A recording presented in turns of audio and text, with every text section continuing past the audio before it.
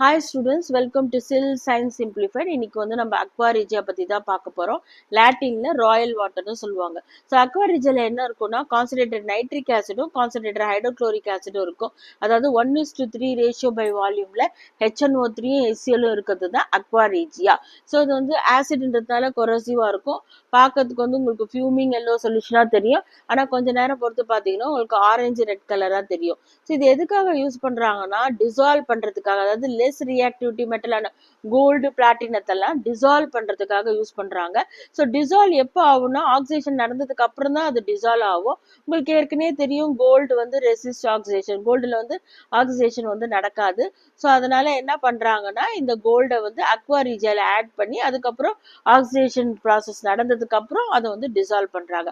So அது ரெண்டு ஸ்டெப்பா பார்க்கலாம். ஃபர்ஸ்ட் ஸ்டெப் என்னன்னா oxidation of gold by HNO3, அதாவது அக்வா ரீஜியால கோல்டு ஆட் பண்ணும்போது என்னென்ன ரியாக்ஷன் நடக்குதுன்றத பார்க்கலாம். ஸோ ஃபர்ஸ்ட் ஸ்டெப் தான் oxidation of gold by HNO3.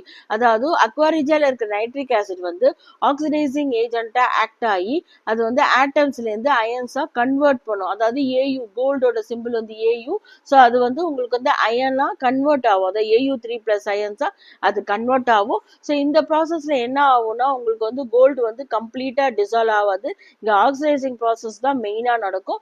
Second ஸ்டெப்பா பாத்தீங்கன்னா ஃபார்மேஷன் ஆஃப் குளோரைடு காம்ப்ளெக்ஸ். இதுல என்ன ஆகும்னா உங்களுக்கு வந்து அந்த அக்வா ரீஜியால இருக்கிற HCl வந்து குளோரைடு அயன்ஸ் வந்து ரிலீஸ் பண்ணும். ஸோ அந்த மாதிரி ரிலீஸ் பண்ணும்போது ஏற்கனவே ஃபார்ம் ஆன AU3+ அயன்ஸ் இருக்கு இல்லையா, அந்த ஃபர்ஸ்ட் ஸ்டெப்ல அதனோட வந்து ரியாக்ட் ஆகி நமக்கு வந்து stable water soluble gold chloride complex நமக்கு கிடைக்கும். இந்த காம்ப்ளெக்ஸ் என்ன பண்ணும்னா ரீப்ரிசிபிடேஷன் ஆகாம இருக்கிறதுக்கும் அதே மாதிரி அந்த டிசால்விங் ப்ராசஸ் கண்டினியூஸா நடக்கிறதுக்காகவும் இந்த காம்ப்ளெக்ஸ் வந்து நமக்கு வந்து ஹெல்ப் பண்ணும். ஸோ இங்க வந்து நம்ம ராயல் வாட்டர் சொல்றோம், ஆனா அக்வா ரீஜியன்ல வாட்டர் இருக்குமானா அது இருக்காது.